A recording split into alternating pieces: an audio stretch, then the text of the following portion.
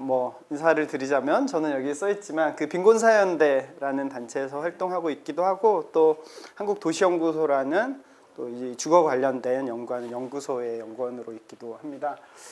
사실 뭐 우리가 집과 관련된 이야기들이 주로 이제 부동산 중심으로 많이 논의가 되고 유튜브 이런 데 봐도 사실 부동산과 관련된 논의들이 넘쳐나고 있죠. 전 그 얘기는 아니고 오늘 그 시민 강좌의 연속 주제가 또 공공성이고 집에 대한 공공성에 대한 이야기를 하려고 하고요. 그 중에서도 뭐 제안해 주신 건 사실 이 주택의 공공성과 관련돼서 여러 좀 쟁점과 의제들이 있지만 또 후반부에는 좀 공공주택과 관련된 이야기를 좀 해보려고 해요. 근데 집 얘기하기 이전에 좀 도시 얘기를 좀 할게요. 저희가 또 인천이라고 하는 광역시에 오기도 했었으니까 또 저는 서울에서 오기도 했고 뭐 사실 작년에 반지하 수해 참사가 있으면서 불평등이 재난이다라는 말이 나오기도 했고 실제로 도시형 재난에 대한 이 불평등이 드러나기도 했었던 건데요. 뭐 슬럼 지구를 뒤덮다라는 뭐 유명한 책이죠. 이 책엔 이런 말이 나오더라고요. 도시가 슬럼화되는 근본적인 원인은 도시가 가난하기 때문이 아니라 부유하기 때문이다. 도시의 부유가 오히려 한쪽에서 도시의 슬럼과 불평등을 만들고 있다라는 역설을 나타내는 표현이기도 한데요.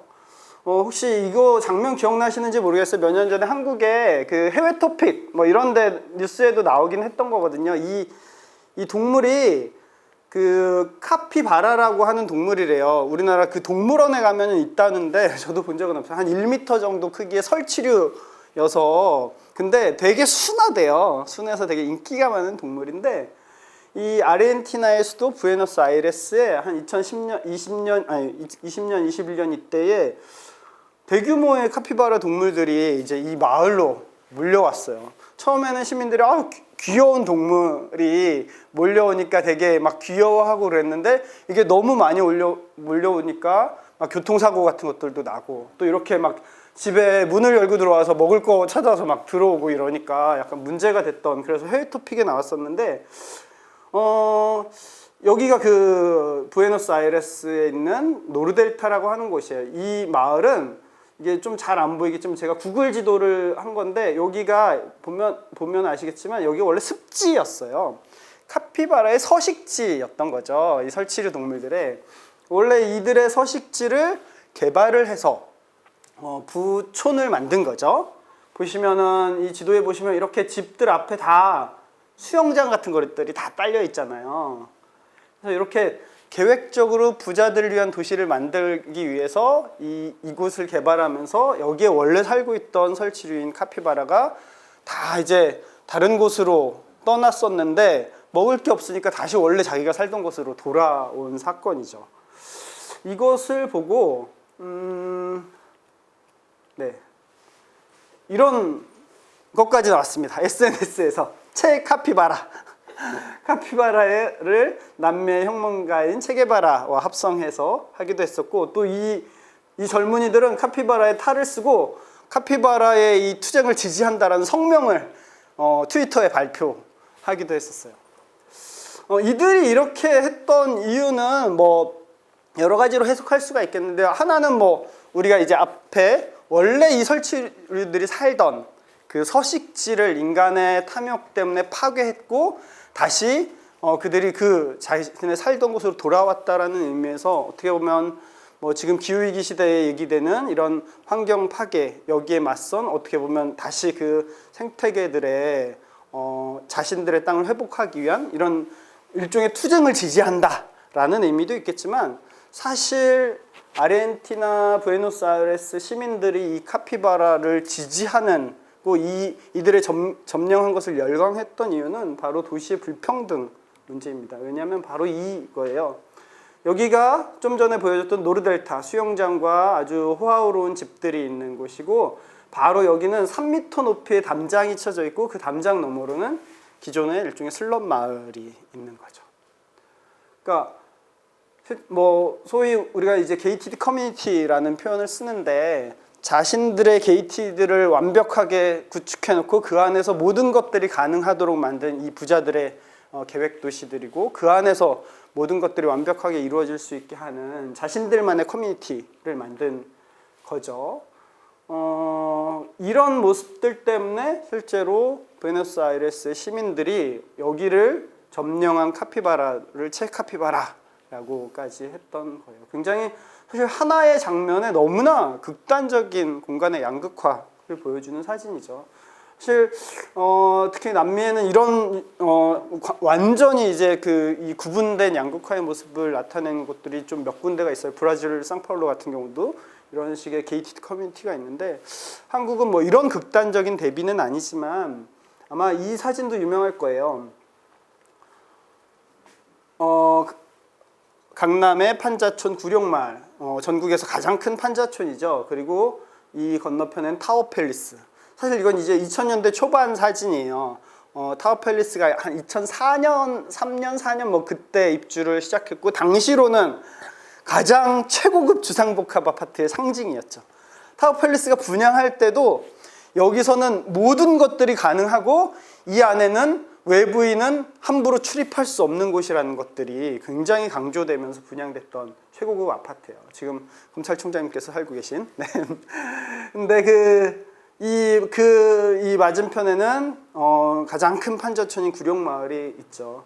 물론 사실 이 구룡마을과 이 타워팰리스 사이에는 버스로 한 2정거장 거리예요. 그런데 이렇게 극명한 대비를 보이기도 했던 장면이어서 많이 알려지기도 했던 장면이죠. 극단적인 하나의 공간에서 늘어나는 양극화의 모습이고 현재도 구룡마을에는 한 500여 가구가 남아있고 개발을 앞두고 있는 동네예요. 이거는 제가 올 초에 구룡마을 가서 찍은 사진인데 이때만 하더라도 사실 이 타워팰리스와 구룡마을의 거리가 굉장히 떨어져 있었다면 이제 바로 구룡마을 앞까지 고급 아파트들이 들어섰어요. 바로 이제 구룡마을 한 4차선인가요? 건너편인데 지금 이것도 더 완성이 됐을 거예요.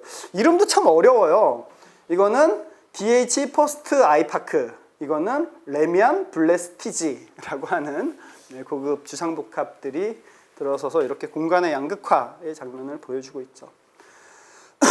기억하실 것 같은데 몇 달 전에 SNS에서 되게 화제가 됐던 분양 광고 카피. 언제나 평등하지 않은 세상을 꿈꾸는 당신에게 바칩니다. 굉장히 노골적인 이 분양 광고였죠. 더 팰리스 73은 반포의 분양 예정인, 아직 분양을 시작하진 않았어요. 뭐 세계적인 건축가의 디자인으로 건축했고 이게 왜 더 팰리스 73이냐면 이 높은 빌딩이 전체가 73호입니다. 한 층에 한 호씩 되어 있어요.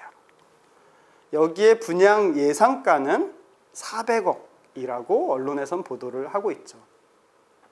그러니까 평등하지 않은 세상을 꿈꾸는 당신에게 바친다 라는 광고를 했던 거죠. 제가 작년부터 최근까지 서울이 사실 전국이죠. 전국에서 가장 비싸게 실제 거래된 아파트들의 가격을 이건 국토부에 신고한 신고가 기준으로 봤는데요. 네, 180억, 130억, 110억 그냥 한 채의 가격입니다. 한남동에 있고, 네, 뭐 또 성수동, 네, 서초구에 있는 곳들이요. 1위부터 5위까지가 다 100억이 넘죠. 바로 이게 1위를 한 180억에 거래됐다는 한남동의 장학파크 한남이라고 하는 곳이고요. 연예인들이 많이 산다고 알려져 있어요. 여기도 이제 여기를 광고하는 데에 완벽한 사생활이 보호되는 게이티드 커뮤니티를 자랑하고 있죠. 그런데 이 용산구 이 한남동에 이런 가장 비싼 고급 빌라가 있을 뿐만 아니라 용산은 전국에서 가장 큰 쪽방촌, 1000세대가 살고 있는 쪽방이 있는 곳이 또 용산이죠. 하나의 자치구 안에 이런 공간의 양극화가 나타나는 모습입니다. 뭐 여기처럼 극심하지는 않지만 사실 제가 인천 관련돼서도 한번 봤어요. 인천은 작년부터 올해까지 아파트 최고가가 41억으로 신고가 됐더라고요. 더 샵 센트럴 파크라고 하는 곳, 이 차가 41억. 네, 그래서 뭐 한 30억 내외에 거래가 되고 있는 것들을 확인할 수 있었는데, 네, 여기는 좀 잘못 적였네요. 인천은 주거빈곤 가구가 총 8만 2천 가구예요. 이거는 이제 그 인구주택 총조사 마이크로 데이터를 분석한 결과인데, 그러니까 전체 인천의 가구의 7.2%, 약 10% 가까이는 주거빈곤 가구입니다. 주거빈곤 가구라는 것은 최저주거 기준 미달에 살고 있거나 반지하 옥탑 혹은 집이 아닌 고시원, 여관, 여인숙, 쪽방 등에 살고 있는 사람들을 통칭하는 거예요. 사실 이게 다 최저주거 기준 미달에 포함되지만 지금의 최저주거 기준 미달은 주택만을 또 측정하다 보니까 빠지는 것들이 있어서 이걸 다 합쳤을 때의 주거빈곤 빈곤 가구가 8만 2천 가구다. 적지 않은 수죠. 전체 가구의 한 7%가 되니까요.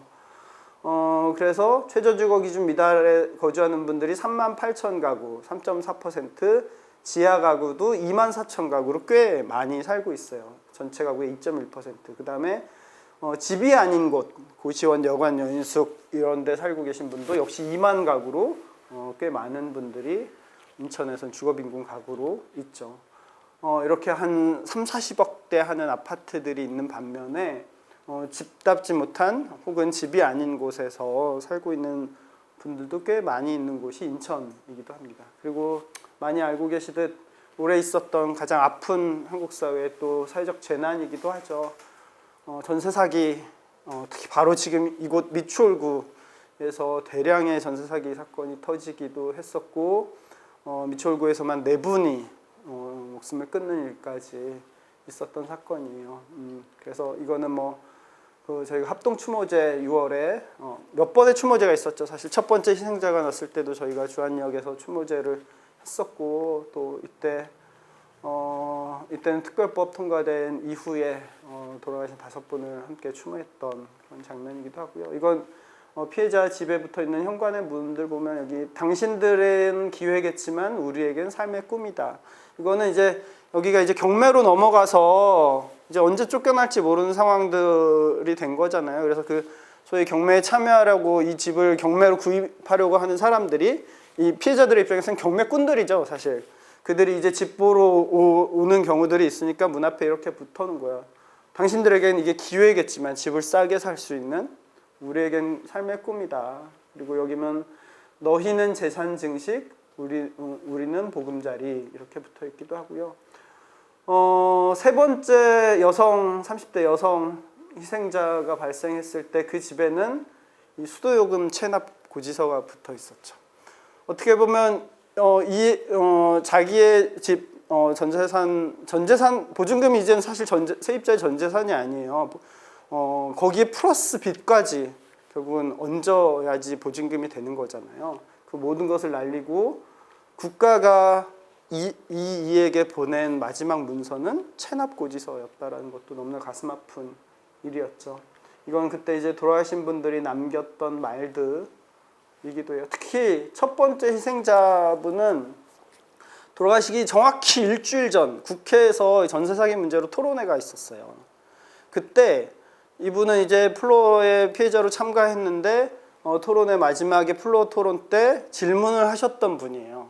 뭘 했냐면 지금 미추홀구에서 경매로 쫓겨나는 문제가 심각한데 경매를 어떻게 멈추게 할 수 있는 대책이 없냐라는 질문을 직접 하셨던 분인데, 그때 정부 측 관계자는 이것은 법제도적으로 방법이 없다라는 답변을 하셨어요. 그때 미추홀구 위원장님 같은 경우는 그러면 뭘 바꿔야 되는지라도 알려달라 이런 말을 하셨는데, 사실 정부 측에서는 묵묵부답이었죠. 그 후 딱 일주일 후에 그 질문을 하셨던 분이 돌아가셨더라고요. 그래서 저희도 굉장히 가슴 아팠는데, 바로 이런 일이 있었던 곳이 또 인천, 그리고 이곳 미추홀이기도 합니다.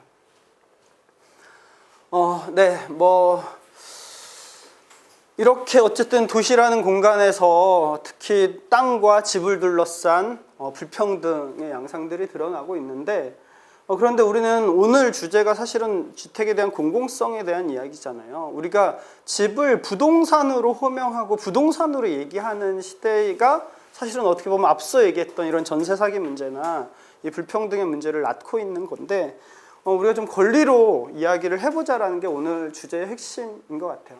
먼저 딱딱한 헌법 얘기를 하자면 사실 헌법 되게 부실하죠. 특히 이제 사회권적인 권리들이 제대로 갖춰져 있지 못한 헌법이어서 좀 이것에 대한 개정 요구도 많이 나오는데, 우리 헌법에서도 근데 이런 특히 땅과 집과 관련된 것들은 늘 항상 재산권 우선주의잖아요. 그럼에도 불구하고 우리 헌법이 재산권의 절대적인 권리를 인정해주고 있지 않아요. 물론 헌법에서는 재산권을 보장한다. 그런데 그 내용은 법률로 정한다고 하면서 재산권 행사는 공공복리에 적합해야 된다라고 규정하고 있어요. 특히 공공의 필요가 있다면 그 재산권을 수용, 국가가 가져가는 거예요. 물론 보상을 해야 되겠죠. 뒤에 보상을 한다고 나와 있죠. 국가가 가져갈 수 있고, 그 다음에 국가가 사용할 수 있고 제한할 수 있다라고 규정을 하고 있어요. 이것은 한국뿐만 아니라 자본주의 최첨단을 겪인 나라들도, 그 사적 재산권을 절대시하는 국가들도 특히 토지에 대해서는 이러한 공공성의 규정들을 갖고 있죠. 특히 이 수용권이라고 하는, 사실 수용권이라는 게 내가 동의하지 않더라도 내 집에 대해서 국가가 강제로 개발할 때 수용해 가잖아요. 그런 거거든요. 물론 그것을 남발해서 문제인데, 이건 어떻게 보면 국가가 공공복리 실현을 위해서 그의 재산권을 강제할 수 있다라는 근거를 갖고 있는 거예요. 그래서 특히 주택이라는 게 결국은 한정된 토지 위에 건설되는 거고 공중에 떠 있는 게 아니잖아요. 그리고 뭐 용적률이나 이런 거 공중으로 막 계속 올리고 있지만, 이게 이 토지 지분을 갖고 있는 사람의 절대적 권리도 아닌 거죠, 공중이. 그렇기 때문에 그런 한정된 재화인 토지나 주택에 대해서는 헌법에서도 사유재산을 인정하고 있지만, 그것은 만인들의 필요, 특히 이제 공공복리 실현이라는 공공성을 위해서는 그 재산권은 제한할 수 있고, 공공적인 필요에 의해서 국가가 사용할 수 있고 수용할 수 있다는 근거를 갖고 있어요. 그만큼 땅과 집에 대한 공적인 권리가 굉장히 중요하다는 거죠. 뭐 주거권이 도대체 뭐냐라고 했을 때 우리가 이제 건이 붙는 거죠. 건. 그러니까 결국은 집은 인권이다라고 할 수 있는 거고, 인권이 사람이면 사람답게 살 권리라고 한다면, 뭐 간단하게 그렇게 풀이한다면 결국 주거권은 사람이면 사람답게 살만한 집에 살 권리라고 할 수 있을 것 같아요. 그리고 유엔에서는 되게 오래전부터 이걸 적정주거의 권리라는 표현으로 해서 적정주거의 뭐 7가지 구성 요소를 밝히고 있어요. 점유의 안정성. 그러니까 살고 싶은 만큼 살 수 있어요. 주택을 소유했건 소유하지 않았건 내가 살고 싶은 만큼 살 수 있어야지 된다라는 거고요. 그 집이 살만해야 된다. 그러니까 적절한 서비스나 거주 가능성을 갖춰야 된다라는 거고, 살고 싶은 만큼 살 수 있고 주택의 시설도 살만한데 너무 비싸, 너무 월세를 많이 내야 돼, 이러면 안 되잖아요. 그래서 부담 가능해야 된다. 비용의 적절성이 있고, 또 문화적인 적절성, 또 접근성, 위치, 이런 것들을 다 주거권의 구성 요소로 하는데, 그래서 결국은 좀 중요한 핵심은 결국 살고 싶은 만큼 내가 소유하지 않았어도 또 살만한 집에 부담 가능하게 살 수 있어야 되는 게 주거권이 보장된 거다라고 할 수 있고요. 그런 면에서는 사실은 주거권이 보장되지 못했다라고 하는 것은 결국 점유 안정성이 낮은 거죠. 뭐 개발로 인한 강제 퇴거 문제나, 사실은 우리는 이제 강제 퇴거하면 개발로 쫓겨나는 것만 사실 한국에서 많이 얘기되지만, 결국 우리는 뭐 2년 혹은 4년마다, 사실 한국의 세입자 평균 거주 기간이 3.1년, 3.2년이거든요. 한 3년마다 원치 않은 이사를 해야 되는 것 역시 점유 안정성이 없는 거거든요. 강제 퇴거 당하고 있는 거죠.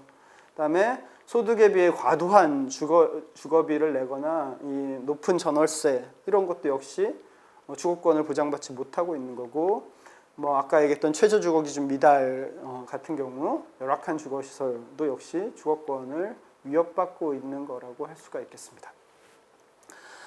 그런데 이 주거권은 결국 사회적 권리인 거잖아요. 사회권, 인권의 여러 영역 중에 자유권과 사회권, 크게는 두 가지로 나눴을 때 사회권의 영역인데, 이분은 유엔에 이런 주거권을 다루는 특별보고관이 있어요. 사회권과 관련돼서 각 특별보고관 제도를 두고 있거든요.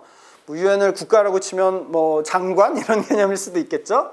이분은 이제 주거권 특별보고관, 적정주거 특별보고관이에요. 현재는 아니에요. 2018년에 이분이 한국에 방문했어요.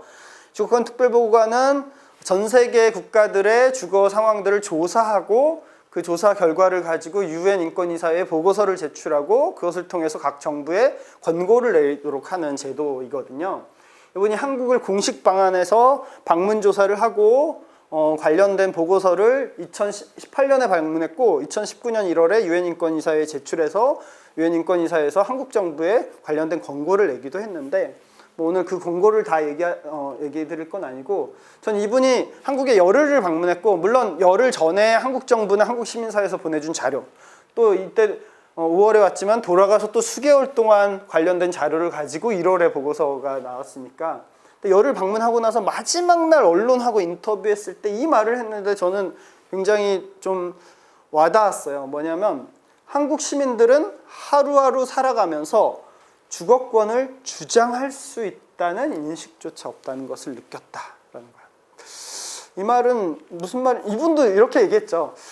그래도 한국이 세계 경제 10위권, 11위권 되는 국가답게 뭐 시스템적으로 관련된 제도나 절차들을 가지고 있더라. 그런데 이상하게 사람들을 만나서 시민들을 만나서 집에 대한 이야기, 주거권에 대한 이야기를 해보니까 이거를 주장할 수 있는 권리로 사람들이 잘 인식하지 못하고 있더라라는 거예요. 그러니까 주장할 수 있는 권리라는 것은 이게 사회권이라는 거잖아요. 그러니까 우리가 이제 권이 붙는 거죠, 권. 결국은 이 집에 대해서 권이 붙는 것은 이게 부동산 경제 정책의 일환이거나 복지의 영역을 넘어서는 보편적인 권리다라는 거고 그게 사회권이기 때문에 이것은 주장할 수 있는 국가에 요구할 수 있는 권리라는 거죠. 그리고 권리 실현의 주체는 국가나 공동체, 사회가 돼야 된다는 것을 내포한 개념인데 한국 사람들이 그렇게 잘 인식을 못하고 있더라라는 거예요. 한번 이 그림을 한번 보실게요. 소위 도시의 3대 민생 위협이라고 표현을 해요. 도시에서 이 교육의 문제 혹은 건강, 의료의 문제, 주택의 문제와 관련된 문제가 봉착했을 때 가장 도시민들의 삶을 위협하는 요소, 가장 많은 비용을 지출해야 되는 요소이기도 하죠. 문제가 생길 때. 근데 한번 생각을 해보자고요. 한국 사회에서 그동안 교육의 공공성을 위한 투쟁들을 우리가 어떻게 해왔나. 뭔가 머릿속에 가물가물하게라도 그림이 있잖아요. 뭐 참교육운동을 비롯해서 한국 사회에서 이 교육의 공공성을 위한 사회적인 요구들을 해왔던 기업들, 의료의 공공성을 위해서도 우리나라 역시 뭔가 소위 노동자들이 투쟁했던 기업들, 그림들, 모습들이 상상이 떠오를 거예요. 근데 우리가 주거의 공공성을 위한 싸움들은 뭐가 있었지? 아마 철거민들의 투쟁? 말고는 사실 잘 안 떠오를 것 같아요. 그만큼 주거권이 물론 2000년대 이후에 다양한 영역에서 주거를 권리로 얘기하는 운동들이 나오긴 시작했지만 사실 그 이전까지 2000년대 초반까지 주거권은 쫓겨나는 철거민들의 주거권을 보장하라. 혹은 IMF 이후에 거리 홈리스들이 늘어나면서 그런 집 없는 홈리스들의 요구 뭔가 사회복지적인 어떤 것으로 얘기되는 그냥 요구로 주거권을 말해왔지 보편적인 우리의 사회적 공공성의 권리로 얘기해오지 않았던 거죠. 그만큼 한국 사회에서 집은 부동산, 개인의 능력 여하에 따라서 달리는 문제. 그래서 집을 통한 재테크가 연예인들이 방송에 나와서 공공연하게 자랑할 수 있는 소재가 됐었던 거잖아요. 그러니까 그러다 보니까 이분이 그걸 캐치한 거예요. 어떻게 보면 열흘 동안 시민들 만나봤더니 시민들이 이거를 요구할 수 있는 사회적 권리로 인식을 못하고 있더라는 거예요. 그거는 역시 그만큼 한국에서 주거권이 왜곡되고 그만큼 주택의 상품화가 심하다는 거겠죠. 집은 사는 것이 아니라 사는 곳. 정말? 네. 근데 실제로 인터넷 유튜브만 봐도 집은 사는 곳이 아니라 사는 것이죠. 저는 이제 은평구에 살고 있는데 요즘은 좀 덜한데 과거에 이제 뉴타운 재개발 한참 진행되다가 또 막 부동산 경기 꺼지면서 멈추니까 또 거기에 우후죽순으로 또 막 빌라 건축들이 막 있었거든요. 그래서 그 전봇대에 그런 분양 광고들이 엄청 많이 붙어 있었어요. 그 분양 광고 중에 집은 사는 곳이 아니라 사는 것이다 라고 노골적으로 광고를 하고 있기도 했었죠. 네. 그러다 보니까 사실 한국에서의 주택은 일종의 투기적 상품의 성향이 더 짙어졌고, 그리고 또 한편으론 사회복지제도가 부실한 한국 사회에서 주택은 개인의 생존 전략이 됐던 거예요. 집이 나의 노후, 사실 보편적인 시민들의 생각이잖아요. 그래도 내 집 하나 있어야지 내 노후가 보장되지. 사회 시스템이 내 노후를 보장해 주지 않으니까 집이 생존 전략이 됐던 거예요. 근데 이러다 보니까 사실상 점점 더 과거의 집과 관련된 문제는 어떻게 보면 계급 갈등의 양상이 있었죠. 가진 자와 갖지 못한 자의 갈등이었다면 이젠 점점 세대 간의 갈등처럼 되고 있어요. 과거 그래도 저희 부모님 세대만 하더라도 열심히 어쨌든 일하면 집 한 채 장만할 수 있는 꿈을 갖고 살아올 수 있었던 세대잖아요. 그리고 그것을 실현할 수 있었던 세대고. 그런데 지금 청년 세대는 그렇지 못하죠. 뭐 영끌 담론들이 나오고 있지만 집값이 폭등할 때 사실 영끌 말하기 바로 1년 전에 언론은 청년 주거 하면 지옥고 얘기했었거든요. 전 뭐 영끌 얘기를 하자면 또 복잡한데 그것도 사실 굉장한 왜곡이 있는데, 어쨌든 실제로 지금 청년 세대는 어떻게 보면 평생 자기 집을 소유할 수 없는 세대라고도 얘기할 수 있어요. 그러다 보니까 이게 굉장히 계층 간의 대립 양상이 되고 있다. 네. 근데 왜 특히 더 이렇게 됐느냐? 물론 주택의 이런 문제들이 한국만의 문제는 아니겠지만 한국은 좀 이런 경향들이 더 많은 것 같아요. 특히 이게 하나의 상품으로 여겨지는 투기적 상품으로. 전 그게 한국의 주택정책의 역사에서 좀 드러나는 것 같아요. 한국의 주택정책의 역사는 한마디로 성공한 건설공급정책, 실패한 분배정책이라고도 표현할 수 있는데요. 주거정책의 길을 크게 뭐 여러 가지가 있겠지만 크게 두 분류로 나눠보자면 이거예요. 주택을 많이 공급을 늘려서 집 없는 사람들이 집을 구입해서 집을 살 수 있게, 바이할 수 있게 함으로써 주택 문제를 해결하겠다. 틀린 말이 아니죠. 자기 집 가지면은 문제가 해결될 수 있으니까 집을 많이 져서 집을 소유할 수 있게 해주겠다라는 거예요. 이것을 위해서 주택을 많이 공급하기 위해서 국가가 하면 많이 못하니까 민간이 할 수 있게 해주고 많은 규제를 풀어주고 건설사들에게 많은 혜택을 주고 그러면서 개발할 수 있도록 해줬던 거죠. 여기에 전 세계에서 찾기 어렵다는 막 선분양제도 같은 거 도입해서 물건이 없는데 돈 내게 하고 청약제도나 주택도시기금, 특히 이제 80년대들은 합동재개발이라고 하는, 이전까지만 하더라도 개발은 공공이 해야 되는 건데 이것을 민간의 주택과 땅을 소유한 사람들이 조합을 만들어서 민간 건설사와 함께 국가의 권한을 위임받아서 막강한 공권력인 강제 수용권을 민간 조합이 가지고 이 사업을 할 수 있게 한 거죠. 왜? 그렇게 해서 집을 많이 짓는 게 공공성이다. 집 없는 사람들이 집을 갖게 해주니까 라고 하면서 사실은 민간에게 공적 권한까지 넘겨주면서 했던 거죠. 그런데 이게 아시듯이, 그러니까 정부는 돈을 안 들이고 어쨌든 주택을 대량 공급할 수 있었던 시스템이긴 한데 건설재벌이나 지분이 많은 소유자들이 개발 이익을 다 가져가는 문제들이 발생했죠. 또 하나의 축은 소유하지 않아도 그럼 안정적으로 살 수 있게, 거주할 수 있게 하는 정책들이 있는데 그게 공공임대주택, 공공주택이라고 하는 거고, 하나는 이제 세입자들의 권리를 강화하는 거죠. 공공임대주택이 살지 않고 민간의 전월세 주택에 살더라도 좀 세입자들이 안정적으로 살 수 있게 하자는 것들. 그 외에 주거비 지원제도 이런 것들이 있는데, 물론 다 하고 있는 정책이지만 한국은 철저하게 이 위에 공급 중심의 주거 정책을 펼쳐왔다라는 거죠. 그리고 사실 아까 헌법도 얘기했지만 우리 헌법에 주거권이 규정되어 있지를 못해요. 그래서 사실 참 안타까운 게 철거민들도 막 저들이 법 집행으로 싸울 때 헌법에 거주 이전의 자유가 있어. 이렇게 헌법에 갖다 쓸 수 있는 주거권 권리가 거주 이전의 자유 이런 거밖에 없는 거예요. 자유권의 표현인 거잖아요. 사회권적인 주거권과 관련된 규정은 하나가 있죠. 환경권 규정이 있어요. 국가가 주택 개발 정책 등을 통해 모든 국민이 쾌적한 주거 생활을 할 수 있도록 노력해야 된다. 여기에서도 역시 개발 정책을 통해서 이 주거 문제를 해결하는 것을 담고 있어요. 그러니까 그러다 보니까 한국은 철저하게 건설 공급을 통해서 집 문제를 해결하겠다라는 정책을 펼쳐. 이게 성공했으면 그래서 모두가 내 집을 가질 수 있다면 얼마나 좋겠어요. 근데 그렇지 못했죠.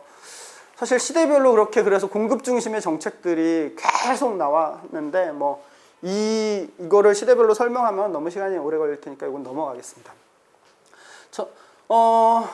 제가 사실 좋아하는 드라마 나의 아저씨가 있습니다. 보신 분들 있을지 모르겠는데 이거 되게 마니아틱한 드라마고 명작 드라마입니다. 넷플릭스에 있는데 보시면 좋을 것 같은데 여기에 주인공이 최근 불행한 사건에 연루된 사람이 주인공이네요. 그러고 보니까 네, 이선균 씨가 동훈이고 그 사람 직업이 이제 구조기술사로 나와요. 이런 그 건물 안전진단하는 역할을 하는 거고 상훈이라는 형이 이제 동생하고 가다가 어느 아파트에 지금 잘 안 보이는데 여기 축 안전진단 검사 통과 이 현수막이 붙어 있는 걸 보고 야 저거 네가 진단한 건물이지 진짜 튼튼하게 지었나 보다 라고 하니까 동생이 안 튼튼해 D등급 나왔어 이러니까 경축이라고 하는데 재건축하려면 D등급 나와야 돼. D등급 나와야 재건축할 수 있게 됐다는 얘기야. 그래서 못 알아들으니까 돈 벌게 생겼다고. 그러니까 진짜 어메이징 코리아다. 자기 집이 안전하지 않다고 판정났는데 경축이라고 하는 어메이징 코리아. 이렇게 부수고 짓기를 반복하는 역사를 했고 부수고 짓는 것을 통해서 누군가가 엄청난 이익을 가져가는 구조가 만들어졌던 거잖아요. 그러다 보니까 이 국가별 아파트 교체 수명을 봐도 영국 128년, 독일 121년, 프랑스 80년, 미국 70년, 일본 54년, 한국 26.9년. 한국은 콘크리트 구조, 철골 콘크리트 구조는 30년이면 재건축 연한이 되고 벽돌조 구조는 20년이면 재건축 연한이 되는 거죠. 그러니까 이렇게 계속 부수고 짓고 반복했어요. 부수고 짓고를 반복해서 나아지면 좋겠어요. 그러니까 뭐 이건 좀 오래된 수치지만 여전히 사실은 한국은 건설업 비중이 굉장히 높아요. 그러다 보니까 사실은 어떻게 보면 소위 부동산이라는 게 주택 문제가 되지 않고 부동산 경제 정책이 되는 거죠. 잘 생각해 보세요. 주요한 주택 정책을 발표할 때 누가 하느냐? 국토부 장관이 하네요. 기재부 장관이에요. 국토부 장관은 기재부 장관 옆에 딱 서서 기재부 장관이 발표하고 국토부 장관이 그냥 보충하는 정도. 그러니까 우리는 소위 한국의 경제 시스템의 상당 부분을 소위 부동산 건설 경제, 토건 건설제에 의존하고 있는 구조이죠. 저는 이게 되게 몰핀 경제라는 표현을 쓰거든요. 몰핀이 안 맞아봤지만 마약 주사인 거잖아요. 당장 기분을 좋게 할지 모르겠지만 결국은 나의 몸과 정신을 파괴하는 것처럼 건설업 중심의 경제 성장이 단기적인 경제 성장 수치를 높이는 거예요. 임기 내에 몇 프로 경제 성장했어를 드러내기 좋은 게 토건 사업들이잖아요. 그런데 결국은 그게 한국 사회를 계속 어렵게 만드는 구조인데 좋아요. 그렇게 해서 부수고 짓고를 반복했어요. 그러면서 아까 이 사업은 재개발은 공익사업이거든요. 공익사업에 들어가고 공공성 사업에 들어가요. 그래서 국가가 원래 해야 되는 걸 민간조합의 공적 법인을 갖고 위임을 받아서 하는 거예요. 그러면 이 사업에 그래서 아까 얘기했던 강제 수용권까지 부여된 거거든요. 왜? 이 사업은 공익사업이야. 그럼 어떤 공익이 있는데? 라고 했을 때 하는 말이 원주민의 주거환경을 개선해주고 주택 공급을 통해서 집 없는 사람들이 집을 갖게 함으로써 서민 주거 안정을 하기 때문에 이건 공익사업이다 라고 하는 거거든요. 그런데 원주민의 주거 환경, 원주민 재정 착률 15%, 17%. 주택 공급을 통한 서민 주거 안정, 이거는 뭐 옛날 자료, 한참 뉴타운 재개발 심각할 때 자료이긴 하지만 2008년에, 그러니까 2009년 용산 참사가 있기 일주일 전에 서울시가 발표한 자료예요. 뉴타운 문제 많다고 하니까 서울시가 외부 자문기구 통해서 조사해갖고 발표했는데 그때 전세가 재개발 지역의 전세가 4천만 원 미만 주택 비율이 83%인데 개발하면 0%가 된다. 왜? 다 철거하고 중대형 아파트 지으니까. 거기서 제일 저렴한 게 공공임대주택인데 그것도 기존의 전세가 4천만 원보다 높으니까 그랬던 거죠. 그러니까 점점 이 개발의 공공성이라고 얘기하는 것들이 실현되고 있지 않은 거죠. 특히 또 어떤 식으로 나타나냐.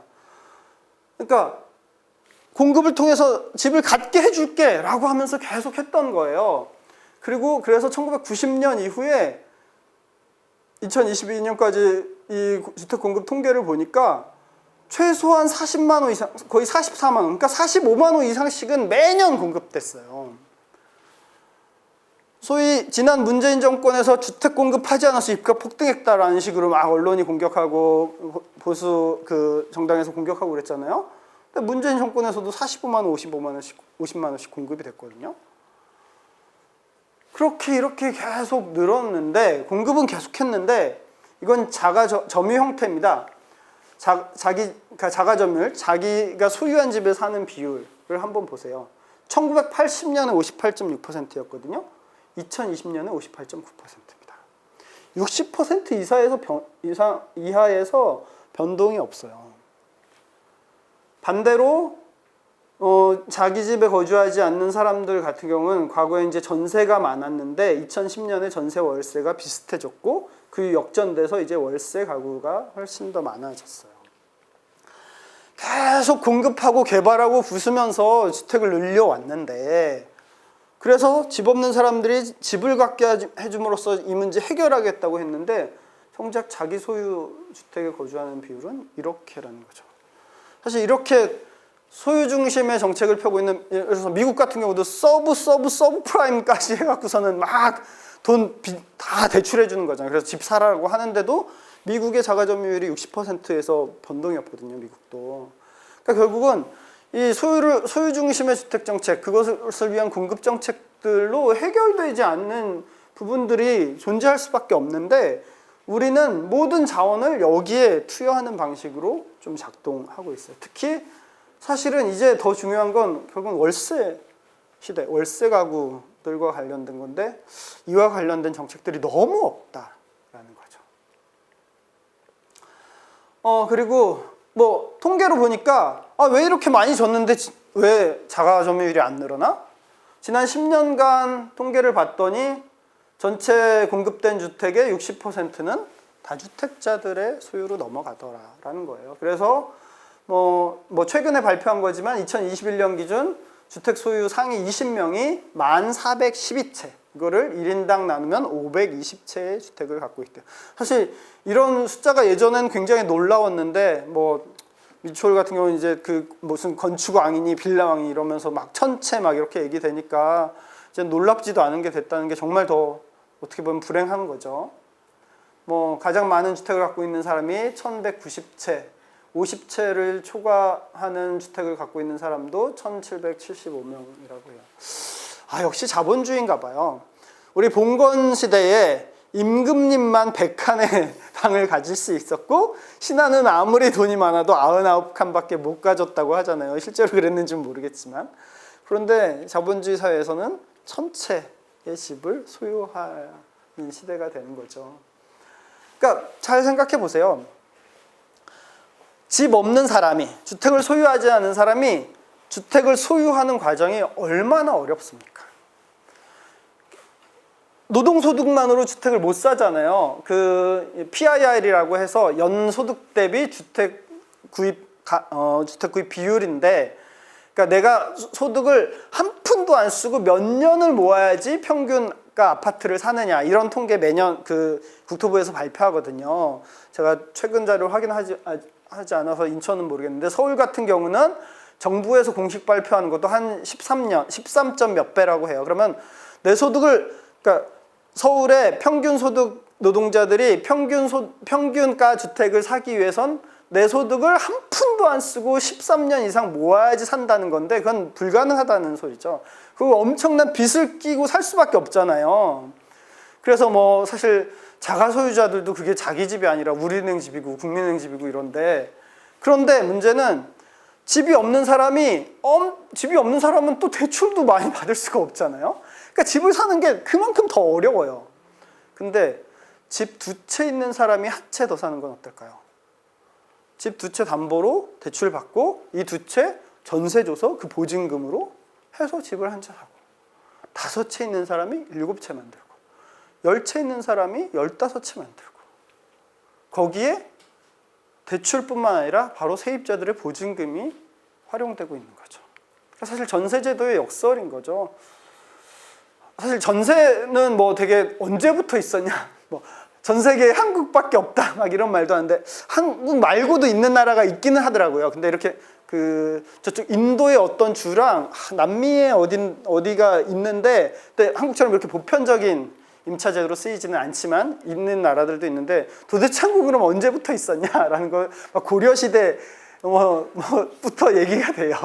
전답이라고 하는 제도, 일종의 전당포처럼 땅을 담보로 해서 돈을 빌리는 뭐 이런 것들을 기원으로 삼기도 하는데, 뭐 어쨌든 일제시대 문서에도 나오고 있어요. 조선에는 희한한 전대차 제도가 있다라고 하면서 전세 제도가 나오는데, 그런데 전세가 이렇게 좀 되게 임차인들의 보편적인 제도로 확대된 건 70년대 이후예요. 그때 1970년대 아파트 공급이 대량으로 되면서, 특히 강남 개발하면서 아파트 분양권 받으면 대박을 누리던 시대잖아요. 근데 이 분양권을 받기 위한 돈을 어떻게 마련할 수 있느냐? 당시는 은행은 개인에게 대출하는 구조가 아니었거든요. 기업에게 대출하는 거죠. 사실 IMF 이후 신자유주의 정책 때문에 이 주택금융 상품들이, 모기 상품들이 나오면서 대출 제도가 늘어난 거지, 그 이전엔 기업 대출하는 곳이었고, 그러면 누가 분양가를 감당할 수 있느냐? 집 있는 사람들이 집을 전세로 줘서 그 보증금에 돈을 조금 보태서 분양가를 내는 방식으로. 그러면서 전세가 70년대 확 늘어나기 시작했던 거거든요. 어쨌든 뭐 이 얘기까지 가면 또 많이 늘어지면, 이렇게 결국은 집 있는 사람들이 집을 쉽게 살 수 있는 구조에서 공급을 아무리 많이 해도 결국 다수는 다주택자들에게 넘어갔던 거죠. 그러다 보니까 뭐 여러 주거 빈곤 문제가 나타나고 있죠. 근데 사실 주거 빈곤, 소위 주거 빈곤의 가장 큰 비율을 차지하는 게 최저주거 기준 미달인데, 최저주거 기준 미달 가구는 지속히 감소했어요. 많이 줄었죠. 2005년에 300만에서 170만 이렇게 쭉 줄었는데, 그런데 반대로 지역구, 그러니까 뭐 지하, 옥탑, 고시원, 특히 고시원처럼 집이 아닌 곳에 사는 사람의 비율은 쭉 늘어났어요. 이거는 무슨 말이냐? 최저주거 기준 미달 가구가 줄어든 게 이 사람들의 그럼 주거가 향상됐느냐라는 게 아니라 사실 개발 때문이죠. 개발 때문에 최저주거 기준 미달 가구 하는 주택들은 물리적으로는 없어졌는데, 근데 이들이 거주할 수 있는 집들이 없어지다 보니까 집이 아닌 곳에 거주하는 사람들의 비율이 높아지는 거고, 아니면 최저주거 기준보다는 이제 나은 주택으로 가지만 엄청난 주거비 부담을 지으면서 이주하게 됐던 거가 또 나타나는 현상이기도 합니다. 그래서 사실 작년에 반지하 수해 참사했을 때 서울시나 서울시에서 특히 반지하 없애겠다라고 하면서 물리적으로 반지하를 없애기 위해서 재개발 인센티브, 반지하 밀집 지역에 재개발 인센티브 주고 막 이렇게 하는 게, 결국은 물리적으로 반지하는 없앨 수 있을지 모르겠지만 다른 곳에서 주거빈곤 가구를 늘어나게 하는 문제가 생기는 거죠. 특히 지금의 주거빈곤은 눈에 잘 보이지 않는다는 거예요. 비가시적인 주거빈곤의 증가라는 건데, 이게 1970년대 청계천변 판자촌 사진입니다. 이거는 그 2018년 11월에 9.1 고시원, 종로의 관수동에 있는 9.1 고시원 화재 참사가 있어서 8명이 사망하셨어요. 고시원에 고시생이 없고 여인숙에 여행객이 없죠. 이미 고시원과 여인숙은 가장 가난한 1인 가구의 주거가 되었어요. 기초생활수급자나 일용직 노동자들이 사망했고, 근데 이 바로 앞이 전태일 재단 빌딩이 있는 곳이거든요. 당시에는 이제 공사 중이었는데, 바로 그 청계천변에 70년대 이렇게 보면은 가난한 사람들의 주거가 눈으로 보여졌는데, 지금 우리가 화려하게 변한 청계천변을 걸을 때 이런 것들을 잘 인식하지 못하잖아요. 근데 이거는 9.1 고시원 화재 참사 있고 나서 저희 연구소에서 이게 아마 9.1 고시원일 거예요. 이쪽 한쪽 편이 이렇게 가난한 사람들의 노후 고시원, 그러니까 주거로 사용되는 노후 고시원이 얼마나 분포되어 있느냐를 점으로 찍은 거예요. 굉장히 많은 고시원들이 이쪽에도 있어요. 저렴 주거의 형식으로.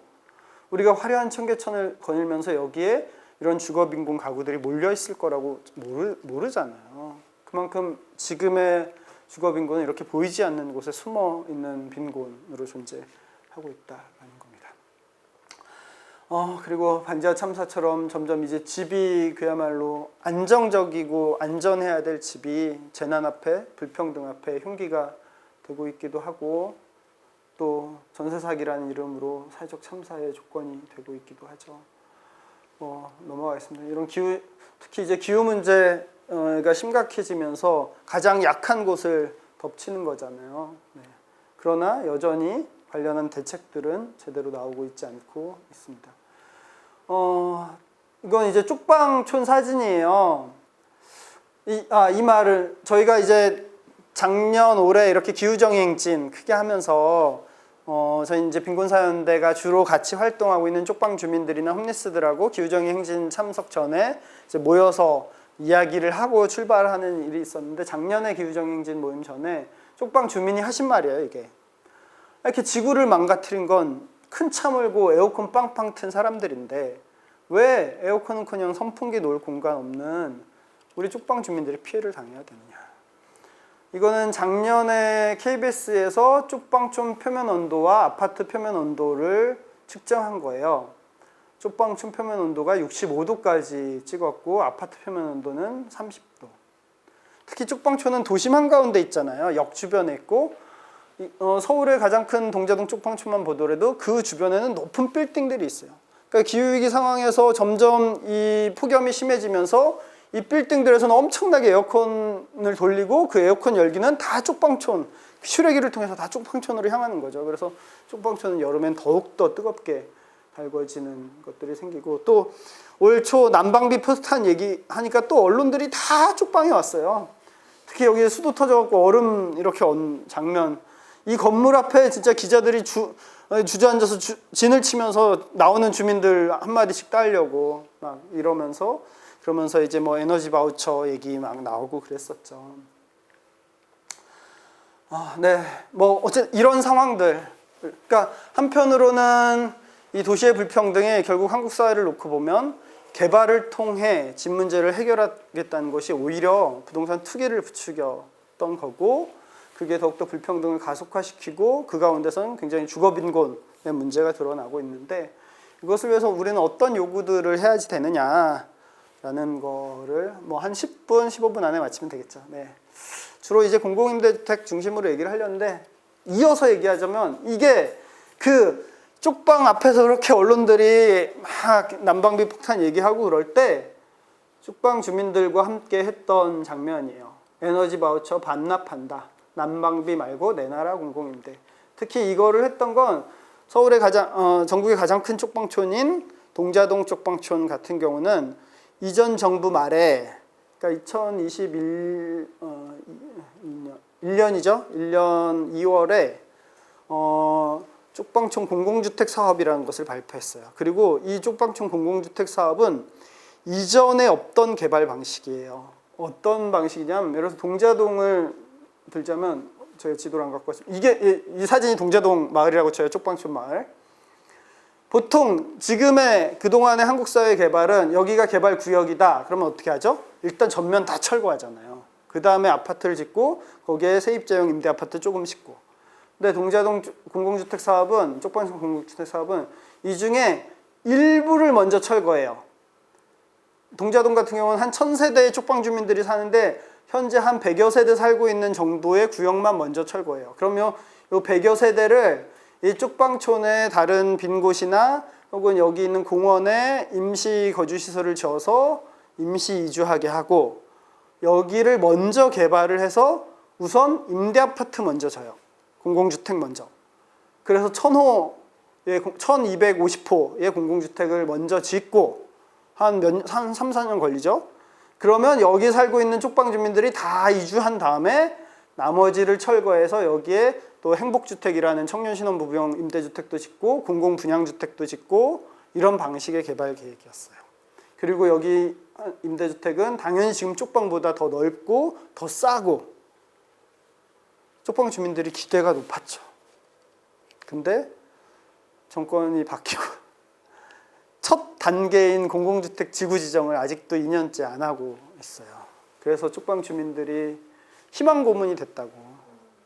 그래서 이때도 막 여기 동자동을 언론들이 막 난방비 문제로 찾아오면서 에너지 바우처를 뭐 어떻게 취약계층을 어떻게 해야 된다 막 이런 보도가 나니까 이분들은 속이 터지는 거죠. 물론 우리를 위한 에너지 바우처 높여주는 건 좋은데 여기 쪽방에서 에너지 통제권을 갖고 있지 못해요, 이분들이.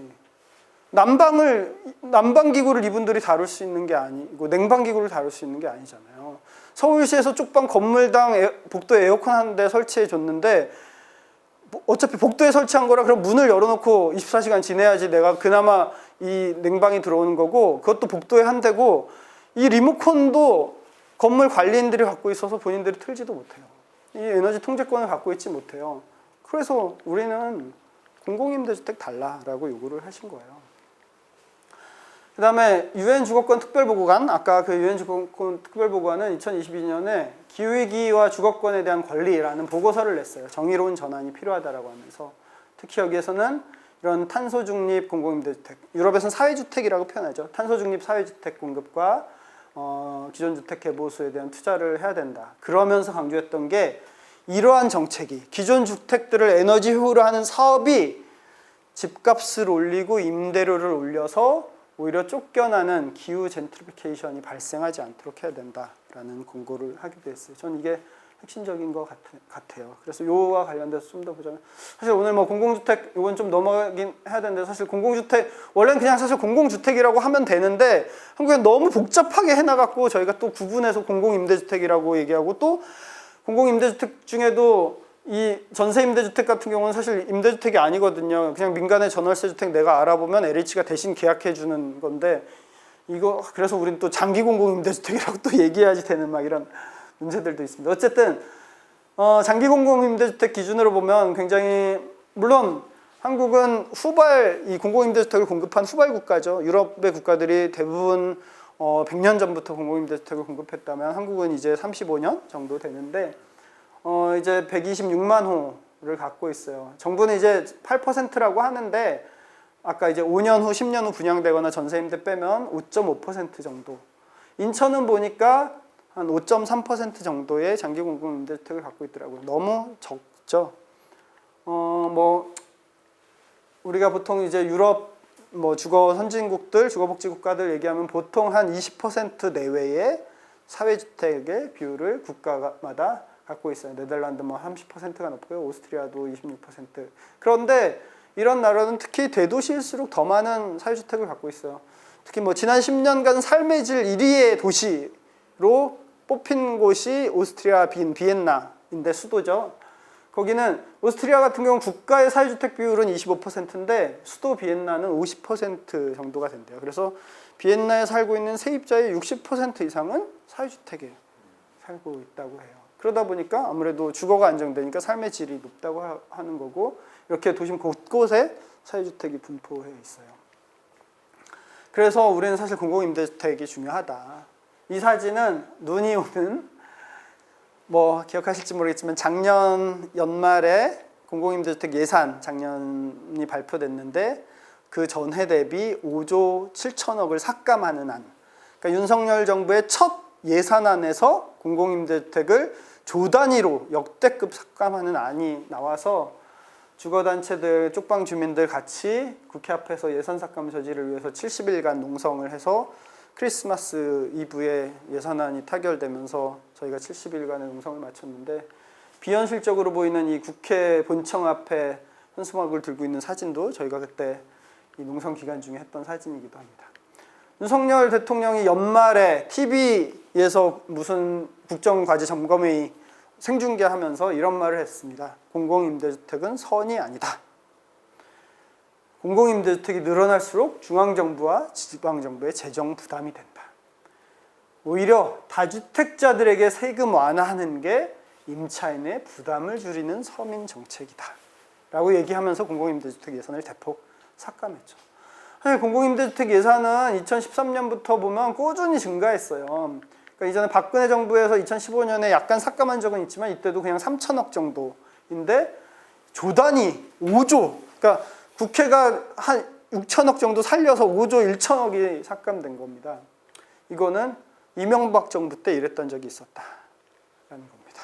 네, 그때 말고는 사실 없었던 일이죠. 그래서 사실은 공공임대주택 예산도 굉장히 좀 중요한 문제입니다. 공공임대주택을 어떻게 좀 늘려야 되느냐라는 것에 있어서 아까 내놔라 공공임대라고 했다면 팔지마 공공의 땅입니다. 사실 공공택지를 너무 그동안 매각해 왔죠. LH 특히 이제 공기업 부채 문제 얘기할 때마다 공기업 자산 매각해라 라고 하면서 땅 팔고 그랬던 거잖아요.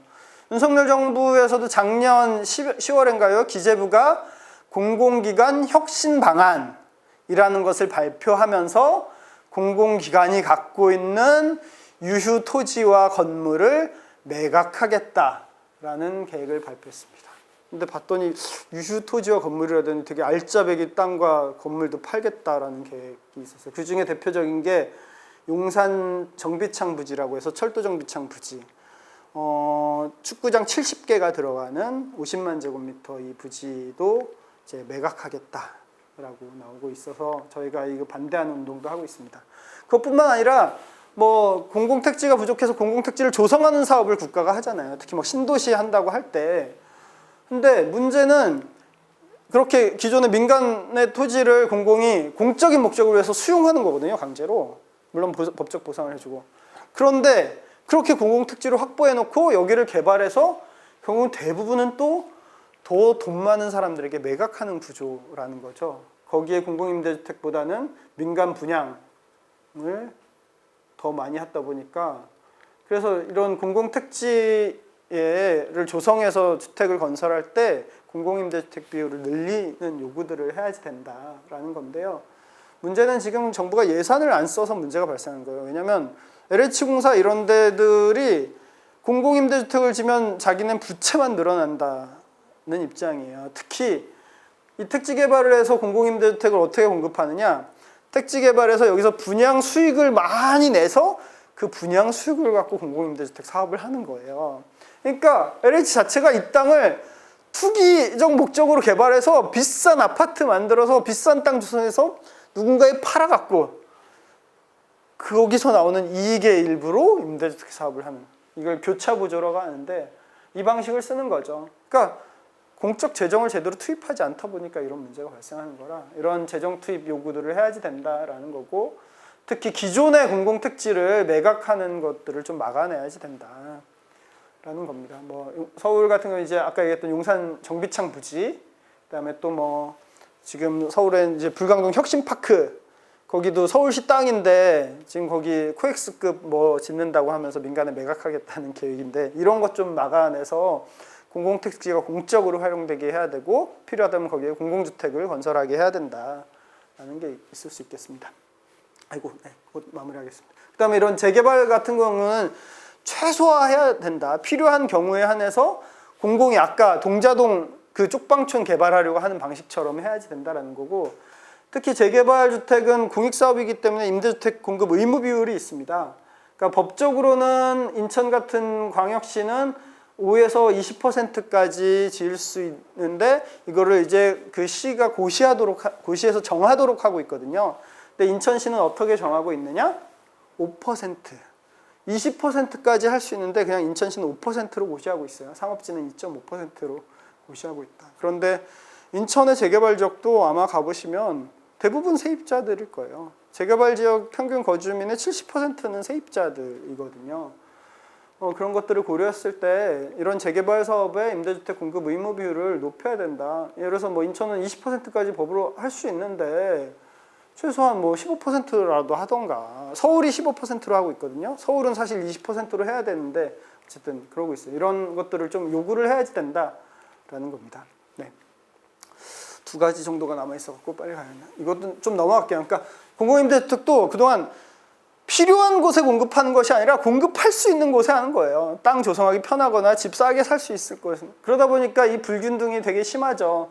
정작 필요한 주거빈곤율이 높은 자치구일수록 공공임대주택은 없어요.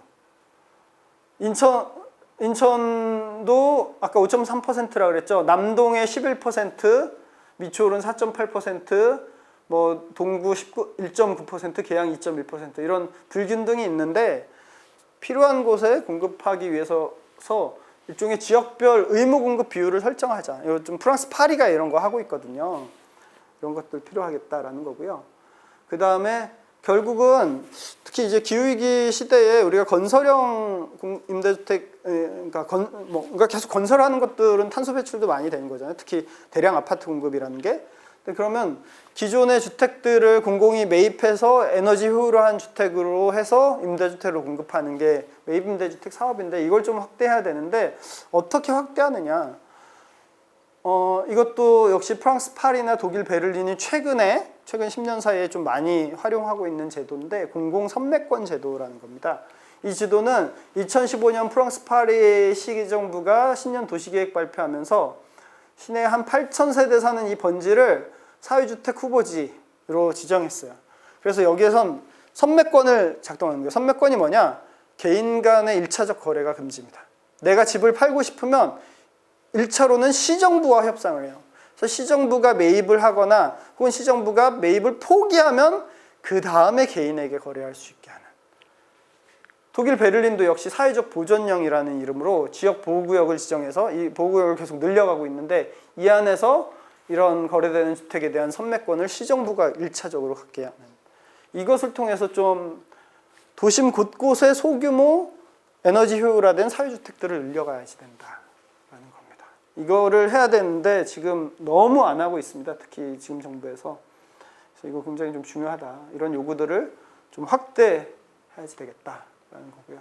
마지막은 결국 사실 뭐 중요한 건 공공주택, 공공임대주택인데 지금 한국의 5.5%에서 아무리 정말 우리가 선매권 막 도입하고 아주 파격적인 제도를 도입한다고 해서 얼마나 늘어날 수 있을까요? 특히 한정된 지금 공공택지가 부족한 상황에서 결국은 민간의 전월세 주택에 살고 있는 세입자들, 특히 이제 점점 월세 가구가 늘어나는 시대, 그리고 어떻게 보면 앞으로 주택을 소유하기는 더욱더 어려워진 시대에 그러면 전월세 주택에 살더라도 안정적으로 살 수 있는 세입자 권리 강화가 필요하다라는 겁니다. 우리가 독일 많이 얘기하고 있죠. 사실 뭐 작년 뉴스 많이 들어보셨을 거예요. 독일에서 그 주택에 대한 한국에는 몰수라는 식으로 번역돼서 많이 소개됐는데 일종의 사회화 투표, 베를린 시민들의 국민 투표를 통해서 다주택 거기 이제 도이체보넨이라고 하는 다주택 기업들이 임대 사업들을 하다 보니까 3,000채 이상 소유하고 있는 임대주택 기업들에 대한 그 주택들을 모두 시정부가 사회화하는 이 법안을 그러니까 시민 투표를 통해서 통과시키기도 했었는데 물론 그건 최근에 독일의 이제 임대료 폭등 문제가 심각했기 때문이죠. 근데 어쨌든 독일은 세입자들이 평균 거주 기간이 12.8년이에요. 아까 제가 한국은 몇 년이라 그랬죠? 3.1년, 3.2년 그래요. 12.8년. 한 20년 이상 한 집에 거주한 비율도 22.7년. 왜? 기한이 없는 갱신권 제도예요. 특히 법을 영미법과 대륙법으로 나누잖아요. 로마법 전통을 갖고 있는 이 독일과 같은 대륙법의 법률 구조를 갖고 있는 나라들은 그 노동계약, 근로계약, 노동계약과 임대차 계약이 거의 동일한 구조래요. 무슨 말이냐? 기한의 정함이 없는 종신 고용이 기본값인데 그 예외적으로 기한의 정함이 있는 고용으로 가는 거잖아요. 물론 그게 신자유주의 이후에 예외적인 것들이 확대되고 있는 거죠. 임대차 계약도 마찬가지예요. 기본값은 기한의 정함이 없는 계약인 거고 예외적으로 이것을 중단할 수 있는 규정들을 두고 있는 거죠. 그래서 사실 이거는 독일뿐만 아니라 다른 유럽의 영국이나 이런 나라들도 다 갖고 있는 제도예요. 그래서 사실 외국에 이런 나라들 유학 가신 분들이 항상 그 얘기하죠. 가서 처음에 집 알아볼 때 여기 계약 기간이 몇 년이에요? 라고 물어보면 못 알아듣는다고 그쪽 사람들이 무슨 소리를 하는 거냐고. 이 사람이 임대료를 안 내거나 집을 막 심각하게 파손하거나 혹은 집에서 마약을 하지 않는 이상 계속 살 수 있는 구조가 되어 있어요. 예외적인 규정들이 있죠. 예를 들어서 내가 살기 위해서, 집주인 살기 위해서 이런 규정들인데 그것도 엄격하게 한대요. 심지어 어떤 판결이 있었냐면 재작년에 독일에서는 이런 판결이 있었대요. 두 가지인데, 하나는 그 시간 조금 지났지만 조금 얘기해도 돼요. 이게 마지막입니다. 그 노인분이 소유한 집이고, 그분이 뭐 한 층에 살고 있고 한 층에는 세입자가 살고 있는데, 그 세입자도 좀 뭐 오래 살았죠. 근데 이제 이 노인 부모를 부양하기 위해서 자식들이 이제 들어와서 살겠다라고 하면 세입자와의 임대차 계약을 통보한 거예요. 그런데 이 세입자는 나 이거 부당하다라고 소송을 했고, 법원은 세입자 편을 들어줬대요. 법원에 그 편을 들어준 이유는 뭐냐면, 그 자녀가 좀 뭐 멀리 떨어져 있긴 하지만 그래도 같은 도시 내에 살고 있다. 그래서 이동하면서 부모를 부양하는 데 들어가는 편익과 세입자의 주거권이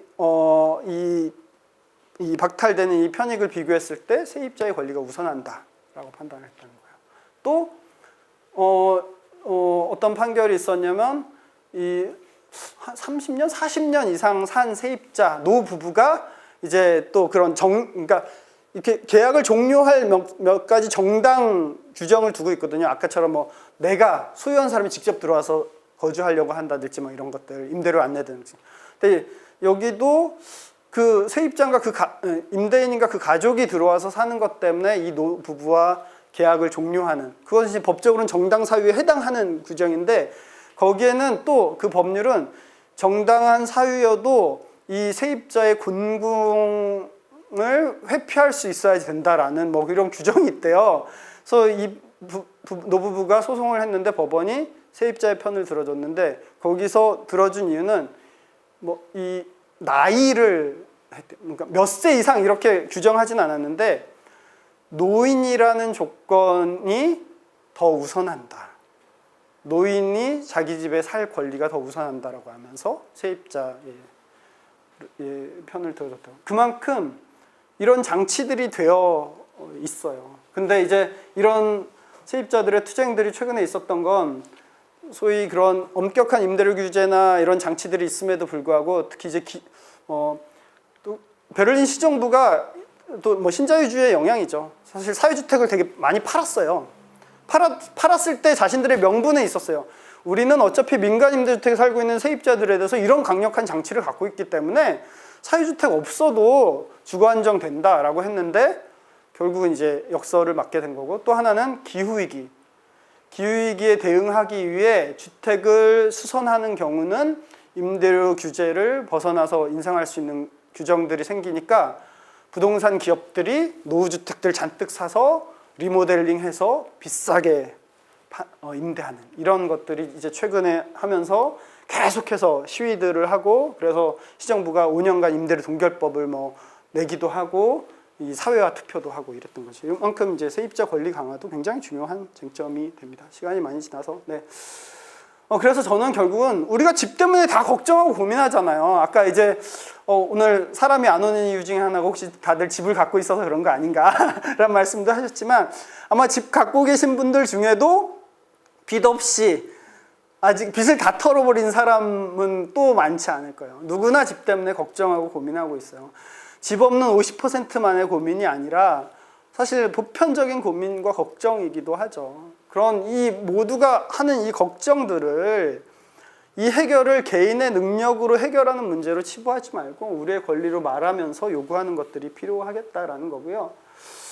독일은 이제 100년 된 세입자 협회가 굉장히 이제 영향력을 발휘하고 있는데, 요거는 우리도 100년 전에 차가인 동맹이라고 하는 운동들이 꽤 있었다고 해요. 그때 평화 차가인 동맹 선언문입니다. 비싼 집세와 땅세에 울고 있는 형제여 분기하라, 속속 감행하라. 비싼 집세와 땅세를 내리우자. 승리는 분투하는 자의 것이다 라고 하면서, 이것을 우리가 사회적 권리, 요구할 수 있는 권리로 주장하고 하는 것이 필요하겠다라는 걸로 강의를 마치도록 하겠습니다. 네.